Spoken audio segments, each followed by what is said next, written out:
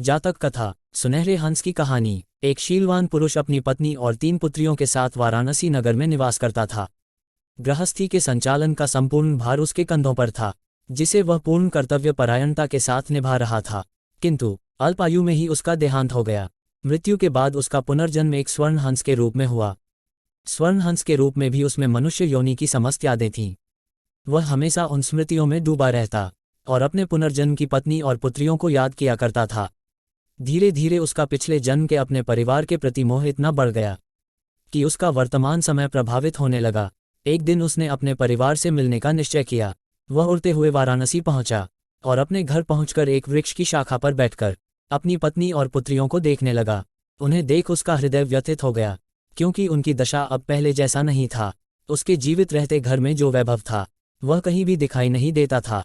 उसकी पत्नी और पुत्रियां दरिद्रता का जीवन यापन कर रही थी। वे मलिन और फटे वस्त्र धारण किए हुए थी और उनके चेहरे की खुशी खो गई थी। उनकी अवस्था देख हंस बहुत दुखी हो गया।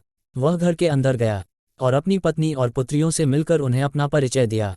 कुछ समय उनके साथ व्यतीत करने के बाद जब वह लौटने लगा, तब उसने अपना सोने का पंख तोड़ा और उसे अपनी पत्नी को सौंपकर वापस उड़ गया। उस स्वर्ण पंख को बेच उसकी पत्नी ने धन की व्यवस्था की। उसके उपरांत स्वर्ण हंस समय समय पर अपने परिवार से मिलने आता और वापस जाते समय उन्हें एक स्वर्ण पंख देकर जाता था। अब उसके परिवार का खर्च सुचारू रूप से चलने लगा था। हंस प्रसन्न था कि अब उसके परिवार का जीवन दरिद्रता से नहीं खुशी से चल रहा है। किंतु वह अपनी लोभी पत्नी के मनोभावों से परिचित नहीं था, जिसे हंस रूपी पति से कोई लगाव नहीं था। वह विचार करने लगी थी कि यदि मैं इस स्वर्ण हंस के सारे पंख नोच लूं, तो उन्हें बेचकर एक बार में ही धनी हो सकती हूं और संपूर्ण जीवन आराम से व्यतीत कर सकती हूं। जब उसने अपने मन की बात अपनी पुत्रियों को बताई, तो वे क्रोधित हो गई और अपनी माँ को ऐसा करने से मना किया। उस समय तो उनकी माँ कुछ नहीं बोली, मगर उसका इरादा अटल था। अगली बार हंस जिस समय अपने घर आया, तो संयोगवश उस समय उसकी पुत्रियां घर पर नहीं थी। वृक्ष पर बैठकर वह अपनी पत्नी से बातें करने लगा। वह अपनी पत्नी के मनोभावों से अनभिज्ञ था, जो उसके सारे पंखों को नोचने का विचार कर रही थी।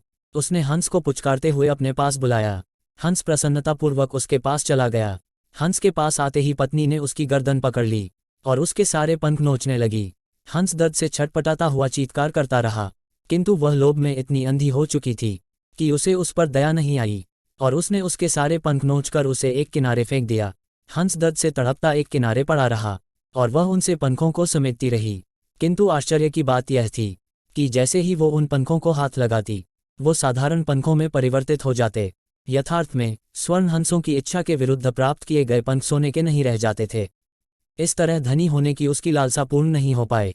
कुछ देर बाद हंस की पुत्रियां घर लौटी और रक्त रंजित हंस को देख अपनी माता की करतूत समझ गई।